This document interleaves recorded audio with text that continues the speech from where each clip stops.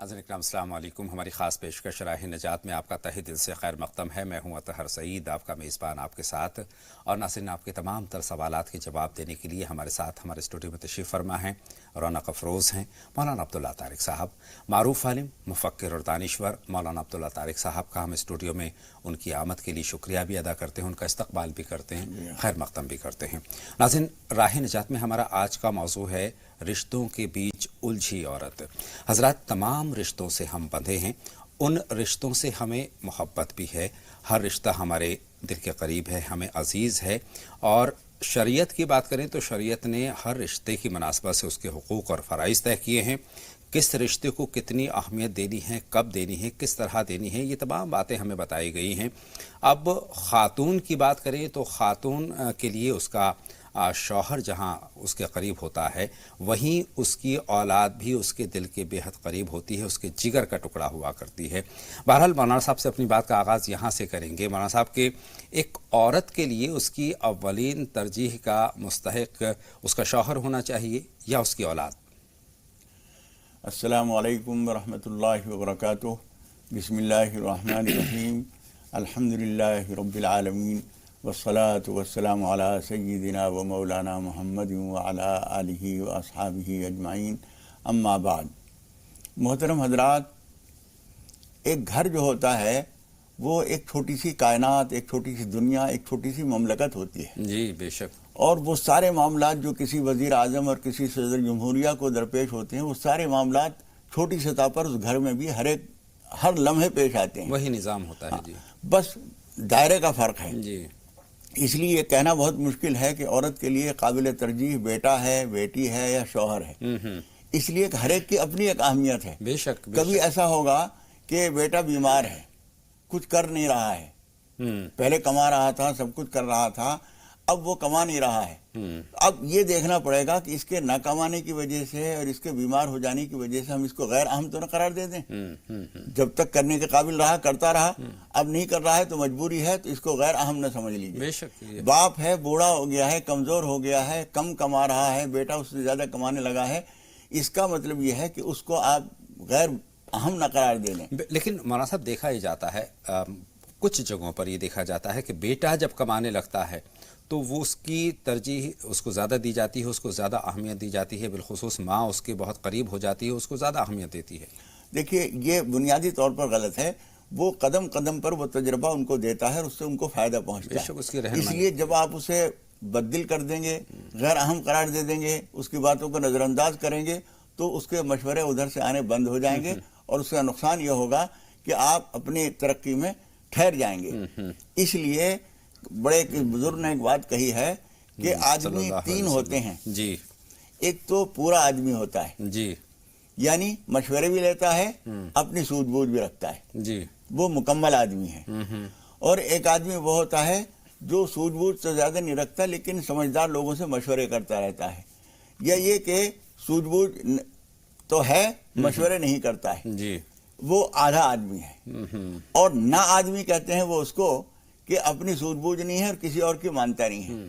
तो इसलिए बाप के न कमाने के दौर में इस पर ना आ जाएं कि बाप को गैर अहम समझें। बिल्कुल। इसलिए ये बिल्कुल मादा परस्ताना जहनियत है कि जो कमा रहा है वो सब कुछ है, यानी जो नहीं कमा रहा है वो कुछ नहीं। कुछ ख़वातीन जो बेटों को तरजीह देती हैं, जब बेटे साहिब रोज़गार हो जाते हैं, कमाने लगते हैं, आगे बढ़ने लगते हैं, तो वो उनके करीब हो जाती हैं, उनको तरजीह देने लगती हैं, तो ये बुनियादी तौर पर गलत है। ये बुनियादी तौर पर गलत है। अगर कभी इस लिहाज से अहमियत तो ठीक है कि वो घर को चला वही रहा है, लेकिन बाप किसी बात पे अगर बेटे को डांटे तो उसे हक पहुंचता है। और बीवी को यानी लड़के की माँ को ये नहीं चाहिए कि शौहर को यूं कहे, ठीक तो कह रहा है ये, खामखा आप डांटते रहते हैं इसको, खामखा बातें बनाते रहते हैं, करना ना धरना बैठे रहते हैं, ये काम करता है, इसको भी ऐसा इस तरह कहने का मतलब यह हुआ कि तुम बेटे को बाप के खिलाफ भड़का रही हो, और उसके नतीजे में जो बाप का दिल दुखेगा, इसकी दुनिया और आखिरत खराब करने के लिए बहुत खतरनाक चीज़ है। बिल्कुल सही फरमाया आपने। इसी बात को मैं और वसअत देता हूँ मौलाना साहब। अक्सर व बेशतर ही देखा जाता है कि बच्चे में तमाम तर बुराइयाँ हैं, तमाम तर उसके अंदर ऐब हैं, तमाम वो बुरे काम कर रहा है, लेकिन माँ उसका तहफ़्फ़ुज़ कर रही है, उसके तमाम तर ऐब छुपा रही है, और न सिर्फ ऐब छुपा रही है बल्कि माशी तौर पर उसकी मदद भी कर रही है, उसको चुपचाप पैसे दे देती है, वो और बिगड़ जाता है। اس معاملے میں ماں کو سمجھداری دکھانے کی ضرورت ہے. کوئی بات بھی ہو, اچھا وہ یہ اس لیے کرتی ہے کہ باپ کو اگر میں بتا دوں گی تو بہت بری طرح سے اس کے اوپر برسیں گے, مار پیٹ کریں گے, گھر میں تو میں ہوگی, بد امنی پھیلے گی گھر کے اندر, اس لیے وہ چپ لگاتی ہے. اس کا طریقہ یہ ہے کہ ان معاملات کو بچے کے اندر جو عیب, خرابیاں, بری عادتیں پیدا ہو رہی ہیں, ماں اگر اس کو سدھارنے میں کامیاب نہیں ہے تو اس کو چاہیے کہ باپ کو بھی اس میں شریک کرے اور ان سے یہ بات کہہ دے کہ دیکھیے غصہ نہ دکھائیے گا, ایک دم سوجھ بوجھ سے کام کریں, بچے کے اندر یہ خرابی پیدا ہو رہی ہے, میں نے یہ چیز دیکھی ہے, یہ دیکھی ہے, نرمی سے سمجھا کے اس کو چلائیے. تو دونوں مل کر اس کو سدھارنے کی کوشش کریں گے تو انشاءاللہ تعالی آسانی سے سدھر جائے گی. اگر وہ اس وجہ سے کہ باپ جو ہے زیادہ ناراض ہوگا اس وجہ سے نہ بتائے, یا چھوٹا بیٹا بگڑ رہا ہے, بڑے بیٹے کو اگر بتایا تو وہ اس پہ ناراض ہوگا اس لیے نہیں بتایا, یہ ہمدردی نہیں کر رہی ہے, نقصان کر رہی ہے. اس لیے اس لڑکے کا بھی نقصان ہے اور اس خاندان کا بھی نقصان ہے. پھر جو ان بچوں کے بچے ہوں گے وہ دیکھیں گے یہ عادتیں, یہ باپ ماں سے چھپا کے, بڑے بھائی سے چھپا کے, ماں اس کی مدد کر رہی ہے, یہ چیزیں بچوں کے اندر بری عادتیں پیدا کرتی ہیں. اس لیے خاندان کو سنبھالنا بڑی نزاکتوں کو دیکھنے کی ضرورت ہوتی ہے. سمجھداری سے چلائیے. اور ایک بات ہمیشہ یاد رکھیے, بچے اگر ماں سے بددل ہوں تو باپ کی ذمہ داری ہے کہ ان سے کہیں نہیں تمہاری ماں ہے, ایسا نہ کرو. باپ سے بددل ہوں, اس کے ساتھ کوئی بد کلامی کریں, زبان درازی کریں, تو ماں کو چاہیے کہ نہیں, کیا بات, کس انداز سے بات کر رہے ہو, اپنے باپ سے بات کر رہے ہو, کسی دوست سے کر رہے ہو, یہ کچھ بھی کھائی صحیح, باپ نے غلطی کی ہے لیکن بیٹے کو انہیں ڈانٹنے کا حق نہیں ہے. بہت ادب سے کوئی بات کہنی ہو تو کہی جا سکتی ہے, اور پھر بھی وہ نہ مانے تو ناراض ہونے کا حق اولاد کو باپ کے خلاف نہیں ہے. صحیح بات ہے. اور بچے ایک نوعیت یہ آ جاتی ہے مولانا صاحب, 15-16 برس کی عمر, جو کم سن عمر ہوتی ہے, کچی ان کی عقل ہوتی ہے, اس دوران وہ جو کچھ دیکھتے ہیں ان کے نظروں میں ہوتا ہے. کئی مرتبہ جب ماں ترجیح دیتی ہے, ان کی ڈیمانڈز پوری کرتی ہے, اور کئی مرتبہ ڈیمانڈز پوری نہیں کی تو والدہ کو وہ بلیک میل تک کرنا شروع کر دیتے ہیں کہ امی مجھے اتنا دیجئے, یہ دیجئے, یا میری یہ خواہش پوری کیجئے, ورنہ یہ بات میں آگے پہنچا کر دوں گا, ورنہ میں بھاگ جاؤں گا, تو میں کہیں چلا جاؤں گا. تو بچے کی شروع سے ہی اس طرح سے پرورش کرنی چاہیے کہ اس کے اندر یہ اس طرح کی باتیں پیدا ہی نہ ہوں. یہ تو ظاہر نہ ہونے دیجئے کہ تمہاری دھمکی سے ہم متاثر ہو رہے ہیں. نہ بیٹا جائیے مت, کہیں نہیں, یہیں رہے. اس کا مطلب ہے تم ڈر گئی اور اس کو بلیک میل کرنے کی جو کوشش تھی وہ کامیاب ہو گئی. میں خودکشی کر لوں گا, میں یہ کر لوں گا, میں زہر کھا لوں گا, میں کیڑا مار دوا کھا لوں گا. کیونکہ دیکھو تو کھائے گا کیا نہیں کھائے گا وہ تو تیری بات ہے, لیکن یہ کام نہ کرو, یہ جو ہم بتا رہے ہیں تمہارے فائدے سمجھائیے. یہ ظاہر نہ ہونے دیجئے کہ اس کی دھمکی میں آپ آ گئے ہیں, یا باپ بھی اس بات کو اہمیت نہ دے. اور مولانا صاحب ہمیشہ میں ایک بات کہتا ہوں, میں ہمیشہ اس بات پر زور بھی دیتا ہوں کہ شروع سے ہی اسلامی تعلیمات کا سلسلہ اگر اپنے گھر میں آپ کریں گے تو انشاءاللہ اچھائیوں کی شروعات آپ کے گھر سے ہو جائے گی.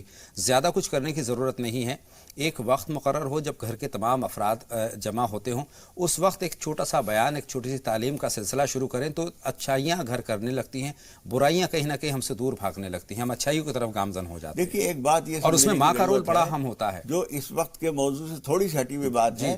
میں یہ بتانا چاہتا ہوں کہ بچے جب کھانا کھاتے ہیں, جو کچھ کھانا کھاتے ہیں ناپاک ہے تو ناپاک خیالات بنتے ہیں. بے شک جی. مولانا جلال الدین رومی نے ایک جگہ کہا ہے لقمہ دریا ہے, بے شک, اور خیالات اس کے موتی ہیں.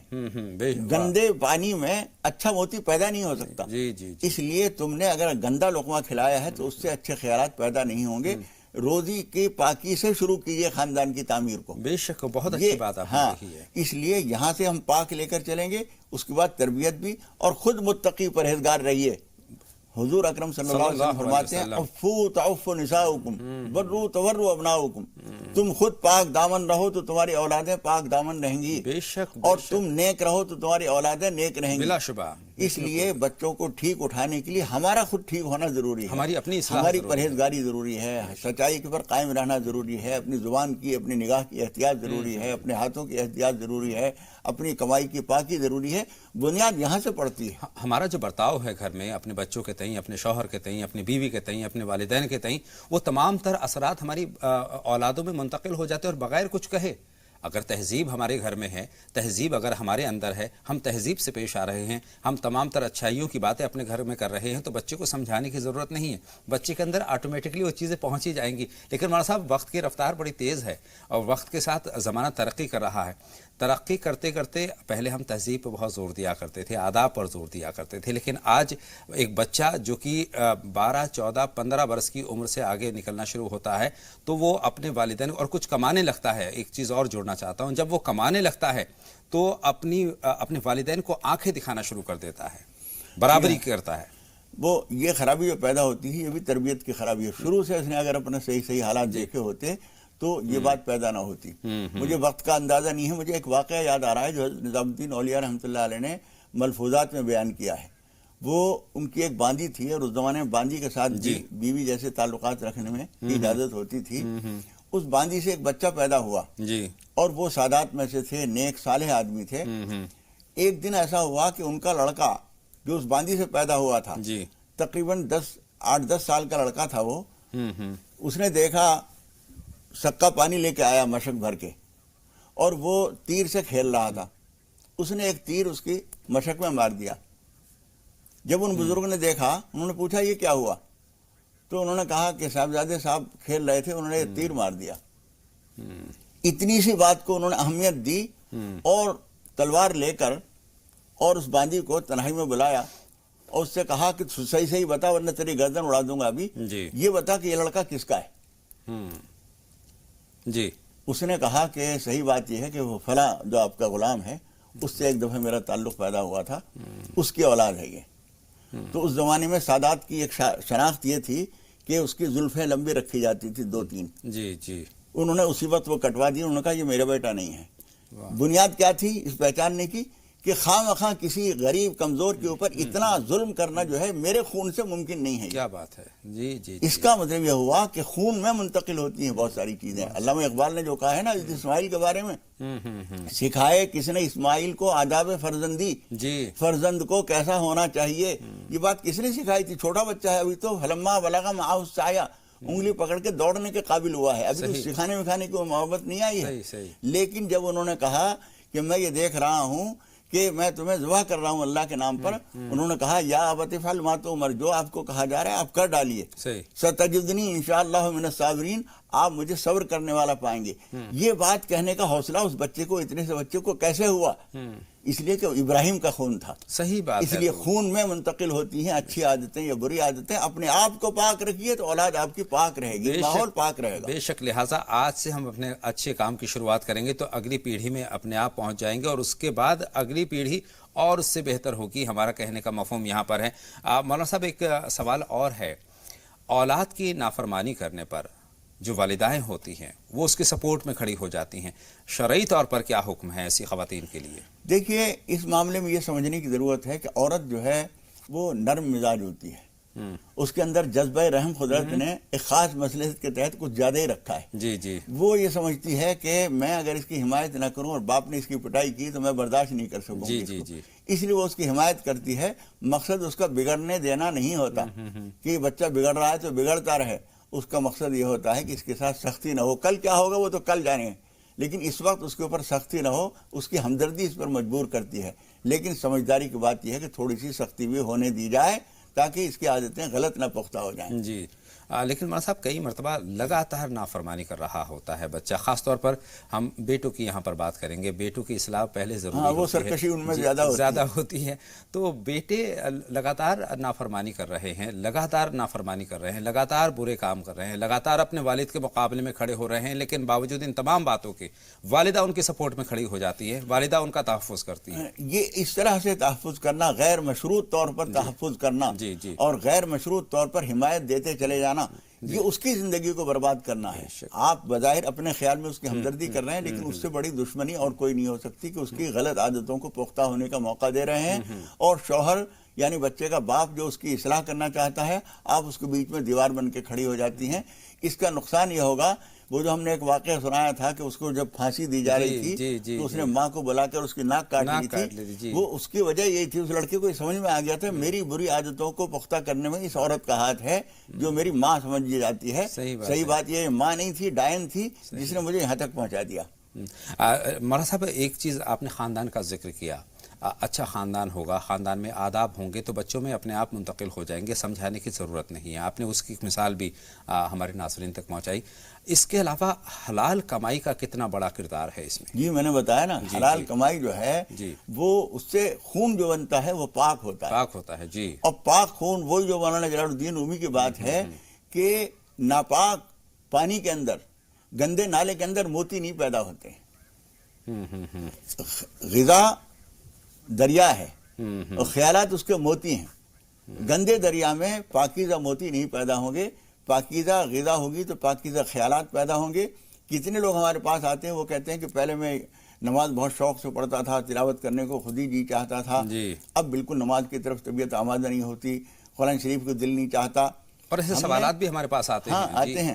جب ہم ٹٹولتے ہیں، ان سے پوچھتے ہیں تو معلوم ہوا کہ ان کے کمائی کا معاملہ کچھ گڑبڑ ہو گیا ہے، یا ان کی کھانے پینے دوست احباب کا حلقہ کچھ گندے لوگوں کی طرف ہو گیا ہے، جو غلط کمائی ہوتی ہے، ان کی ناجائز کمائی ہے، ان کے ساتھ کھانا پینا ہو گیا ہے۔ تو ہم انہیں مشورہ دیتے ہیں کہ کھانے پینے کا معاملہ الگ رکھیے۔ حضور اکرم صلی اللہ علیہ وسلم نے حدیث میں یہ بات فرمائی ہے، لا تاکل الا طعام تقی ولا یاکل طعامک الا تقی۔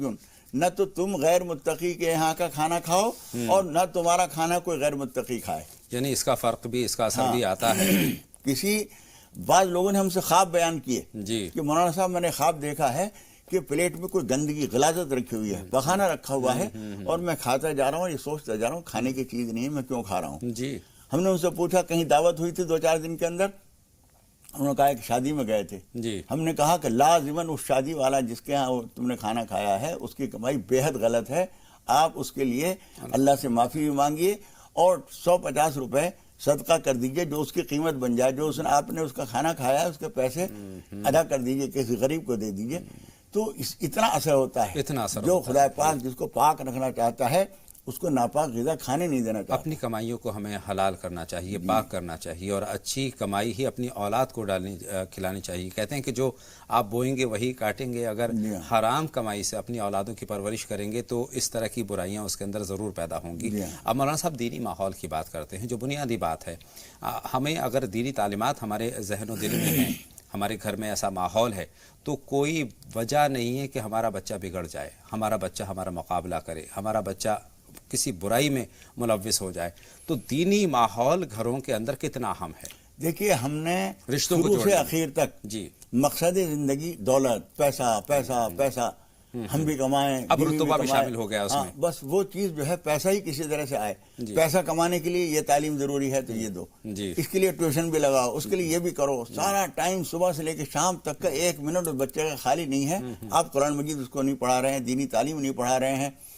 جب بڑا ہوتا ہے بدتمیزی کرتا ہے تو ماں کہتی ہے باپ سے ایسے بات کرتے ہیں، اسے کیا معلوم باپ سے کیسے بات ہوتی ہے، ماں سے کیسے بات ہوتی ہے، اس کو سکھایا نہیں آپ نے تو کمانے کے راستے سکھائے ہیں اسے، کمانے والی پڑھائی سکھائی ہے، جس تعلیم کو حاصل کر کے زیادہ سے زیادہ اونچا عہدہ مل جائے وہ سکھایا ہے۔ جب بڑا ہونے کے بعد وہ ماں باپ کا احترام نہیں کرتا ہے، مذہب کا احترام نہیں کرتا، اللہ رسول کی اہمیت نہیں سمجھتا، اب آپ کہہ رہے ہیں اتنے بڑے ہو گئے تمہیں پتہ نہیں ہے قرآن شریف کے ساتھ ایسا سلوک کرتے ہیں، اسے پتہ کہاں سے ہوگا؟ آپ نے سکھایا کہاں ہے؟ آپ نے سکھایا ہوتا تو اسے معلوم ہوتا۔ ایک توازن قائم ہونا چاہیے دنیاوی تعلیم اور دینی تعلیم کے درمیان، جہاں دنیاوی تعلیم اہم ہے آپ کی نظر میں اور ضرورت بھی ہے وقت کی، لیکن ساتھ ہی ساتھ دینی تعلیم ہمارے دونوں جہاں کو روشن کرتی ہیں، تو دینی تعلیم سے ہمیں غافل نہیں ہونا ہے۔ جی ہاں، صرف آخرت بنانے کا طریقہ نہیں ہے وہ، دنیا کی زندگی کو پرسکون بنانے، ماں باپ کے ساتھ اچھا سلوک کرنے، سماج کے ساتھ شریفانہ زندگی گزارنے، بڑے چھوٹے کا ادب پہچاننے کا طریقہ سوائے دین کے، قرآن حدیث کے اور کوئی نہیں ہے۔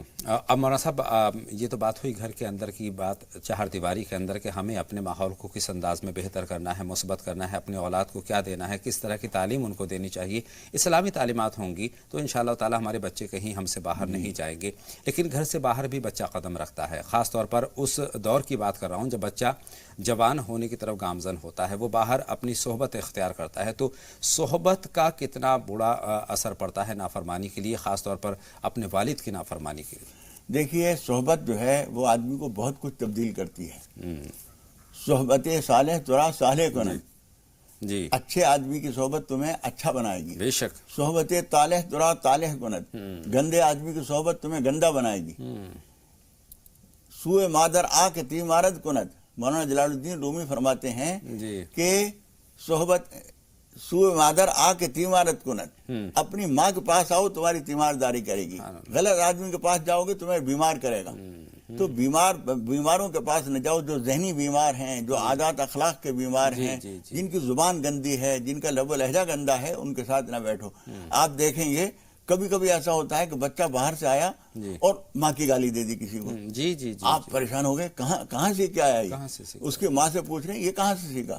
کیونکہ ہمارے گھر میں تو کوئی گالی دیتا نہیں، یہ تو باہر سیکھ کے آیا ہے، باہر سے گالی سیکھ کے آیا ہے، پھر وہ اس کو گھر میں بھی دے گا، جس سے جھگڑا غصہ ہوگا اس کو گالی دے دے گا. اس کا مطلب یہ ہوا کہ اپنے گھر کے باہر کا ماحول بھی یہ دیکھیے کہ ہمارا بچہ کہاں جاتا ہے، کس سے ملتا ہے، غلط لوگوں کے ساتھ نہ ملے، اس پہ نظر رکھنے کی بھی ضرورت ہے. بہت ضروری ہے. رشتوں کے درمیان الجھی عورت الجھنے کی ضرورت نہیں ہے. شرعی تعلیم پر نظر رکھیں، ان پر عمل کریں تو اولاد ہماری صالح ہوگی، اولاد ہماری ہوگی. اولاد جہاں والدہ کو مرتبہ دے گی وہیں والد کا بھی احترام کرنے والی ہوگی، تمام رشتوں کا احترام کرنے والی ہوگی. تو خاص بات یہ رہی بچوں کو تعلیم کی طرف راغب کریں، دینی تعلیم کی طرف لے کر آئیں، اور گھر میں دینی تعلیم، اور کبھی کبھار ساتھ بیٹھ کر کچھ باتیں اس طرح کی ہوں، بچوں کو موقع دیا جائے وہ کچھ پوچھیں آپ سے، آج ابو ایسا ہوا تھا، فلاں صاحب نے یہ بات کہی تھی، آپ اسے بتائیے اس میں صحیح طریقہ کیا ہے. یہ ساری باتیں ضروری ہیں. آئیے اپنے کالر سے بات کرتے ہیں. منتظر ہیں وحیدہ صاحبہ ہیں، اور اس کے بعد سالار صاحب سے ہم بات کریں گے. وحیدہ صاحبہ خیر مقدم، آپ کا سوال پوچھیے. ہاں بھائی صاحب، ایسا کہ ہم کو ہر چیز گندی لگتی ہے، نماز پڑھنے چلتے تو لگتا ہے نماز گندی ہے، اور دھوئے بھی ہے پھر بھی ہمیں گندی لگتی ہے. یہ سب ہاتھ دھوتے بار بار، اور یہ سب چیز نہا بھی لیا پھر بھی لگتا ہے کہ کہیں بیٹھ گئے تو گندے، بس یہی سب خیال ان کے. بالکل بہن، آپ کا سوال ہم سمجھ چکے ہیں، اور جواب کے لیے کچھ لمحوں کا آپ کو انتظار کرنا ہوگا. سالار صاحب کا سوال ہم شامل کرنا چاہیں گے، ہماری فون لائن پر موجود ہیں. خیر مقدم، آپ کا سالار صاحب سوال پوچھیے. السلام علیکم. وعلیکم السلام. خیر مقدم، آپ کا سالار صاحب. سر سوال تو ہے، پہلا سوال تو یہ ہے کہ جیسے ابھی آپ نے اور مولانا جی نے بتایا کہ اولاد کے بارے میں، اگر کبھی ہم لوگ، میں نے سنا ہے کہ جیسے ہم لوگ اپنے ماں باپ کے ساتھ جیسے برتاؤ کرتے تھے اسی کا پھل اسی دنیا میں ملتا ہے، تو کیا یہ صحیح ہے؟ دوسرا سوال یہ ہے سر کہ جیسے کچھ لوگ، گنے چنے لوگ پیسے لے کے ووٹ دیتے ہیں، تو کیا یہاں پہ تو اسے گناہ سمجھا ہی جاتا ہے؟ کیا مرنے کے بعد میں اللہ گھر میں بھی اسے اپرادھ سمجھا جائیں گا؟ ٹھیک ہے صاحب، آپ کے دونوں سوالات ہم نے نوٹ کر لیے ہیں. جواب کے لیے کچھ لمحوں کا آپ کو انتظار کرنا ہوگا، اور بات کا آغاز کرتے ہیں. 2 کالر موجود ہیں، منتظر ہیں. اشرف صاحبہ ہیں، اور اس کے بعد ہم تبسم صاحبہ سے بات کریں گے. اشرف صاحبہ، آپ کا خیر مقدم سوال پوچھیں. السلام علیکم. وعلیکم السلام بہن، فرمائیں کیا سوال ہے؟ ہمیں یہ پوچھنا ہے کہ سفر کی نماز ہوتی ہے قصر، جو 2 فرض پڑھتے ہیں، تو اس کے ساتھ میں جو سنت موقدہ ہوتی ہے وہ بھی پڑھنا چاہیے کہ نہیں پڑھنا چاہیے؟ ٹھیک ہے. ایک سوال یہ.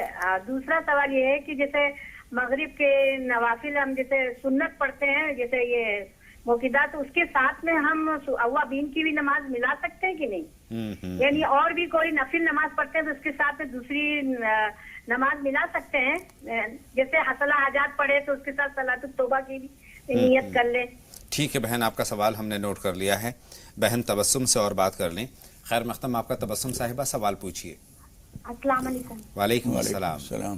بتائیں تبسم. بھائی پلیز میرا فون نہیں کاٹنا، ہم کو بہت ضروری بات. بہن ہم کبھی فون نہیں کاٹتے ہیں، ہم آپ کو یہ بتا دینا چاہتے ہیں، اور بارہا یہ تمام ناظرین سے ہم کہتے ہیں کہ ہم فون کبھی نہیں کاٹتے ہیں. فرمائیں، بات مکمل سنتے ہیں. ہم کو نہ پوچھنا مولانا صاحب سے. میری ایک دکان تھی نا بھائی، 5 مارچ کو میرے بھائی کا ایک لڑکی سے چکر، وہ میرے گھر کے سامنے رہتی ہے، لیکن 5 مارچ کو خوب جھگڑا ہوا، وہ لوگ ہم لوگ کو خوب گالی ولی دی، ماری اڑی ہم لوگ کو بھائی. اور پھر پتا 6 مارچ کو وہ لوگ دکان کھول لیا. پتا بھائی ہمارے دکان پہ ایک بھی گراہک نہیں آتا. ہم لوگ کے گھر میں بہت پریشانی ہے بھائی، بہت پریشان ہے ہم لوگ. گھر میں خیر برکت نہیں ہے، تو تمام لوگ نماز پڑھتے نہیں ہے میرے گھر بولنے کے باوجود. اس لیے بھائی دکان کے لیے بھی کوئی دعا بتا دیتے کہ دکان ہماری چلے اور گھر میں آنے والی ہر بلا مصیبت سے دور رہیں. ٹھیک ہے بہن، آپ کی بات مکمل طور پر ہم نے نوٹ کر لی. مولانا صاحب کئی طرح کی چیزیں انہوں نے شامل کی ہیں، لیکن سب سے بڑھ کر بات یہ ہے کہ تمام تر پریشانیاں گھر میں ہیں، ان کی وجہ کیا ہے اور کیسے ان سے نجات حاصل ہو؟ دیکھیے سورہ بقرہ پڑھنی چاہیے ان کو جی، اور دکان میں بھی سورہ بقرہ پڑھیں. ان کے بھائی پڑھیں، کوئی اور پڑھے جی، دکان میں بھی سورہ بقرہ پڑھیں. اور کسی وقت میں جب شام کا وقت ہو یا صبح بہت سویرے، وہاں اذان بھی دیں. چاروں کونوں میں اذان دیں. اور یہ عمل کم سے کم 1 دن کریں ورنہ 3 دن کریں تو زیادہ اچھا ہے. اچھا تمام جو انہوں نے پریشانیاں بتائی ہیں ہاں ان سب کے حل کے لیے انشاءاللہ مفید ہے. اور جہاں تک اس طرح کے جھگڑے وگڑے کی بات ہے تو بیٹے کوشش یہ بات کرنی چاہیے کہ دوسرا کو جھگڑے کی بات بھی کر رہا ہے تو اس کو دبانے کی کوشش کیجیے.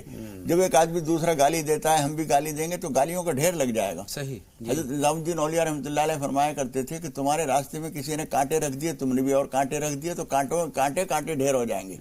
اس لیے کوئی کانٹا رکھ دے تو اس کانٹے کو ہٹا دو تاکہ راستے پرسکون ہو جائے.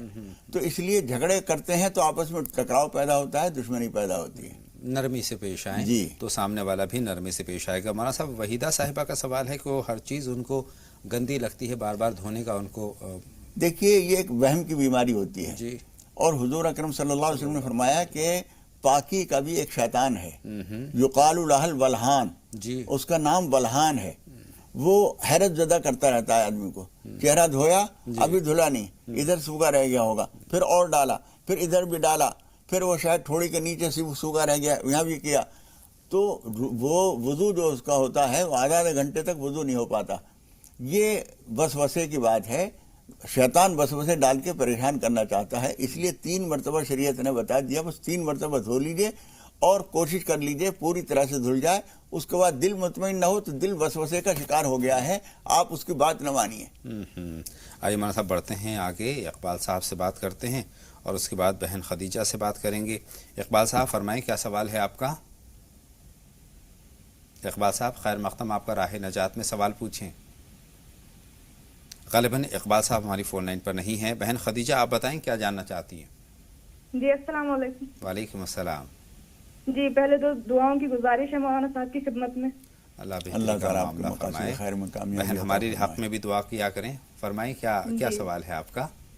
جی کل ایک بہن نے سوال کیا تھا, سوال تھوڑا واضح نہیں ہو پایا تھا. سوال سورہ فاتحہ کے بارے میں تھا. ایک بار مولانا صاحب نے کسی مقصد کے لیے سورہ فاتحہ پڑھنے کے 3 طریقے بتائے تھے, جن میں سے ایک طریقہ نوچندی اتوار سے 1 ہفتے تک فجر کی سنت اور فرضوں کے بیچ پڑھنے کا تھا کہ پہلے دن 70 بار پھر 10 روز گھٹا کے پڑھے. تو مولانا صاحب سے گزارش ہے کہ اس طریقے کو ایک بار پھر سے بتا دیں. اگر ہماری بہن پروگرام دیکھ رہی ہوں گی تو ان کے ساتھ ساتھ ہم سبھی ناظرین کی معلومات میں اضافہ ہو جائے گا. بہت اچھی بات کہی آپ نے. ہاں بیٹے تم نے ٹھیک کیا, وہ اپنا سوال واضح نہیں کر سکی تھی. جی جی جی وہ صحیح ہے. ایک طریقہ تو ہم پہلے ایک دفعہ بتا چکے ہیں, وہ جو 41 دن پڑھنے کا ہے 41 مرتبہ, لیکن یہ نوچندی جمعرات والا ٹھیک ہے. وہ ان کا سوال ہی واضح نہیں ہوا تو ہم جواب نہیں دے سکے تھے. وضاحت کے ساتھ مولانا صاحب فرما دیں کہ اور اس سے کس انداز میں اس کا ورد کرنا ہے. وہ 70 مرتبہ شروع کریں گے اور ہر دن 10 مرتبہ گھٹاتے جائیں گے تو 1 ہفتے میں وہ 10 پہ آ جائے گا. اس طرح سے نوچندی جمعرات, نوچندی کا مطلب بھی بعض بہنیں بھائی نہیں سمجھتے ہوں گے, تو نوچندی کا مطلب ہوتا ہے کہ چاند دیکھنے کے بعد جو پہلی جمعرات آئی ہے وہ نوچندی جمعرات ہے. اس کی فجر کی سنتوں کے اور فرضوں کے درمیان 70 مرتبہ پڑھیے, اور پھر اگلے دن 60 مرتبہ پڑھیے, اور اگلے دن 50 مرتبہ پڑھیے. اس طرح سے 10 گھٹاتے آئیے تو یہ ایک خاص عمل ہو جائے گا اور اس سے پڑھائی میں تاثیر پیدا ہوتی ہے. بہت شکریہ. اور بہن خدیجہ کا ہم شکریہ ادا کرنا چاہیں گے کہ انہوں نے بہت اچھا سوال ایک وضاحت کروا دی تاکہ اس بہن کا بھی وہاں تک بھی بات پہنچ جائے.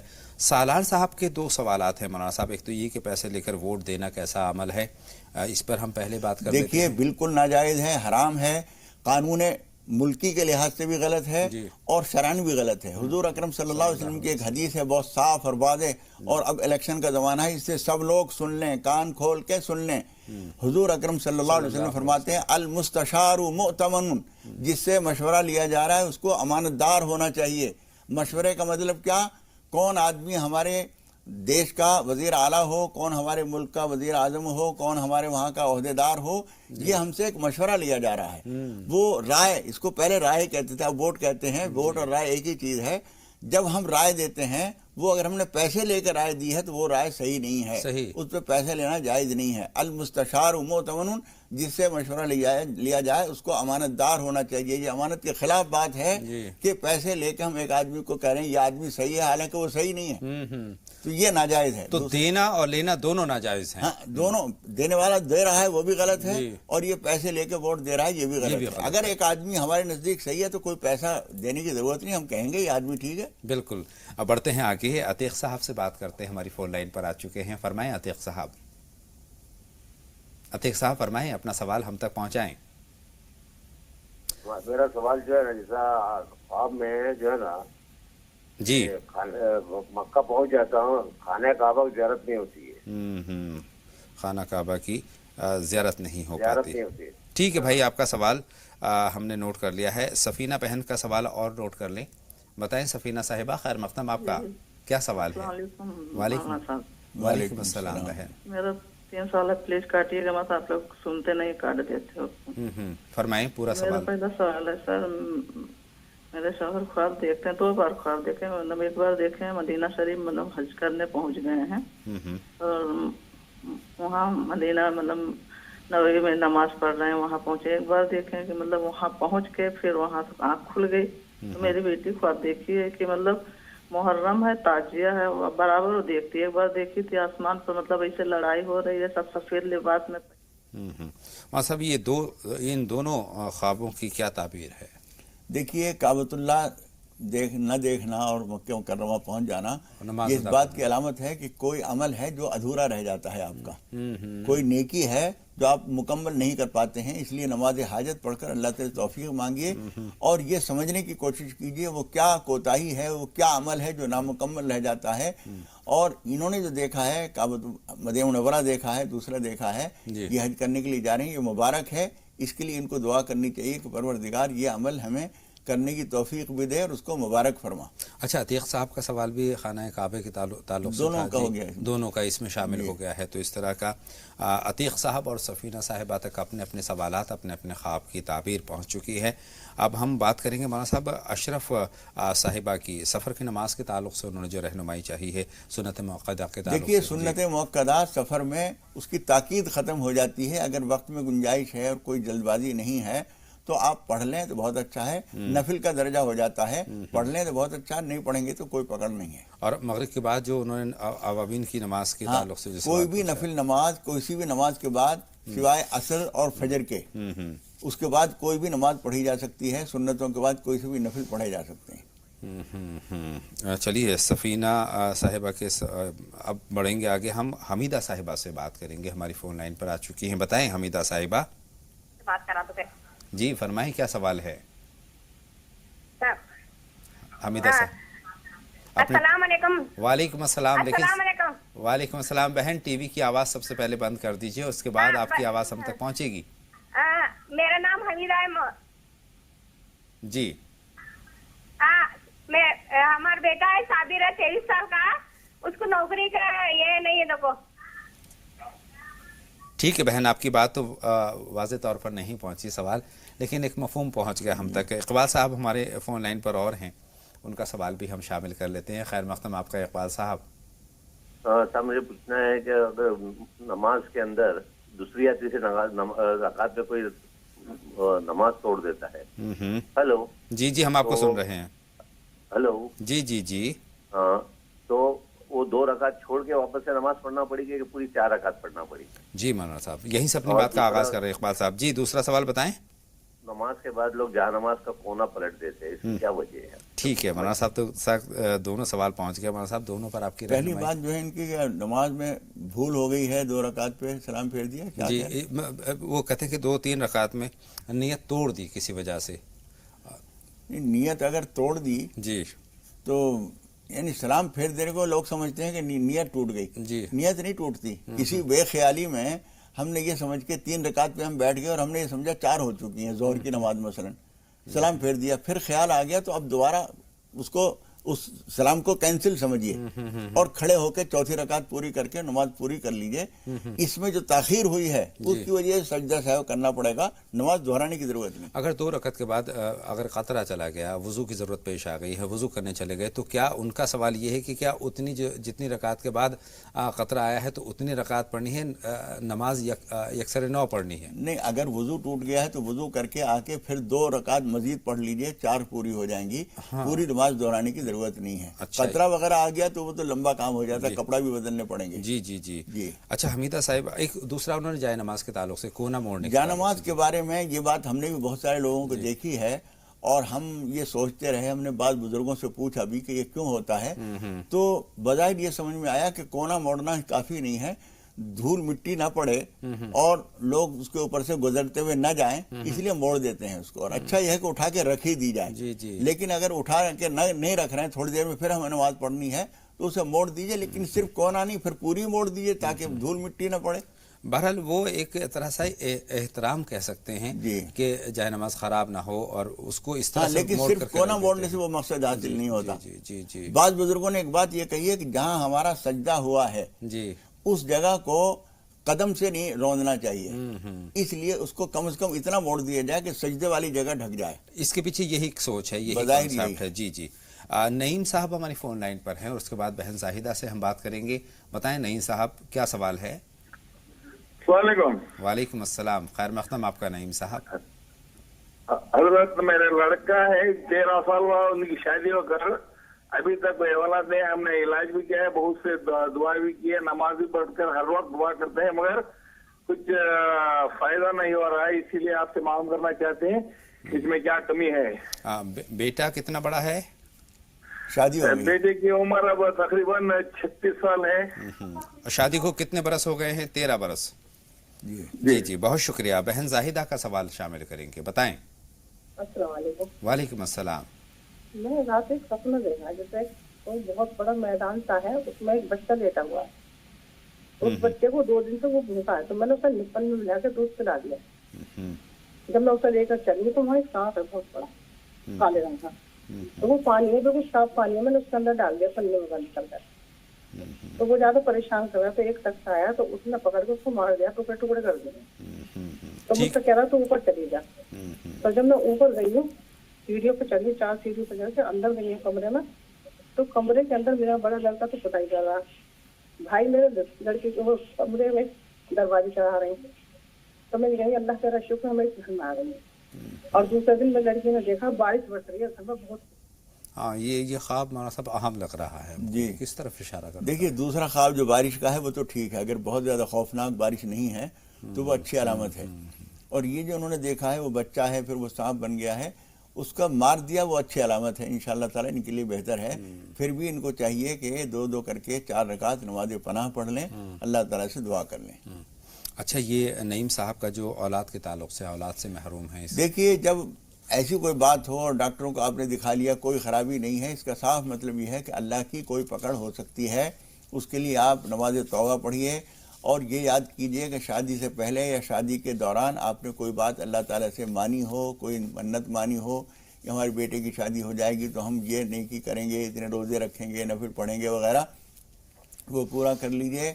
और कुछ असरात का शुबा हो, ख्वाब वाब हम पूछते अगर वो सामने होते कि वो दुल्हन या इनका बेटा कोई ख्वाब देखते हैं, अगर सांप छिपकली ये वो चीज़ें नज़र आ रही हैं तो हम समझते हैं उनके ऊपर कुछ असरात भी हैं।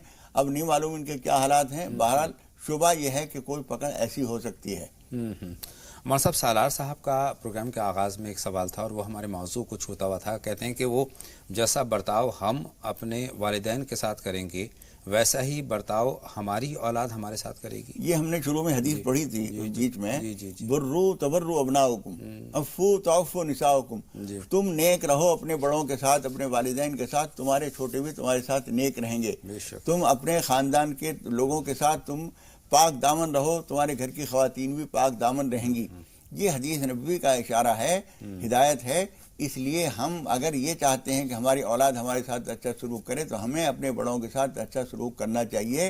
ये एक ऐसा कर्ज है जो हमारे बुढ़ापे में हमें वसूल होता है। ये वो आवाज़ है जो वापस ये सदा गुंबद की है, जैसा कहो वैसा सुनो। सैयद अकबर साहब का सवाल लेंगे, फरमाएं सैयद अकबर साहब। अपने टीवी की आवाज़ बंद कर दीजिए और सवाल पूछिए। जी फरमाएं सैयद अकबर साहब। अस्सलाम वालेकुम। वालेकुम अस्सलाम, फरमाएं, जल्दी से बता दें। अस्सलाम वालेकुम। वालेकुम अस्सलाम, टीवी की आवाज़ बंद कर दीजिए। ये 70 साल पुरानी बात है। हेलो जी, हम आपको सुन रहे हैं आप? जी 70 साल पुरानी बात है। हम बेंगलुरु के अंदर यकीन शाह वली नाम की एक बड़ी अच्छी मज़ार है जी, टीवी की आवाज़। तो वहाँ पर हम लोग छोटे उम्र के थे, खेल रहे थे, मेरे भाई और मेरे साथी। हेलो बोलते रहिए। جی فرمائیے. کچھ لوگ آئے اور اس کے بعد غائب ہو گئے, کچھ اس طرح کا سوال ہمیں پتہ لگ رہا ہے. جی جی جی. کھیل رہے تھے تو ایک بزرگ یعنی چھوٹے معصوم بچے. ہماری بات ممکن نہیں ہو پائے گی, معذرت چاہتے ہیں سید اکبر صاحب. ہم بارہا یہ درخواست کرتے ہیں کہ اپنے ٹی وی کی آواز بند کر دیں. جی مولانا صاحب, حمیدہ صاحبہ کا ایک سوال نوکری کے تعلق سے ہے. یہ نوکری چاہتے ہیں اور نوکری حاصل کرنے میں جو ہے حمیدہ صاحبہ کو دشواری ہو رہی ہے. دیکھیے اس کے لیے استغفار بڑھائیے, یا اللہ یا رحمان یا رزاق پڑھیے, نماز حاجت پڑھیے, کثرت سے تلاش کیجیے. جتنا وقت آپ نوکری کی تلاش میں لگا رہے ہیں اس سے وقت بڑھا دیجیے, لوگوں سے ملاقات کی کوششیں بڑھا دیجیے, انشاءاللہ تعالی کامیابی ملے گی. ہم بھی دعا کرتے ہیں, اللہ نے چاہا تو دعا بھی اور دوا بھی دونوں ہوں گی. بہت بہت شکریہ مولانا صاحب. اب وقت مزید اجازت نہیں دے رہا ہے کہ ہم اور گفتگو اپنی آگے بڑھائیں. بہرحال بہت شکریہ میری اور تمام ناظرین فرمانے کے لیے, بہت اچھی رہنمائی فرمانے کے لیے. اپنے میزبان اطہر کو اجازت دیں, آپ دیکھتے رہیں زی سلام. السلام علیکم. السلام علیکم ورحمۃ اللہ وبرکاتہ.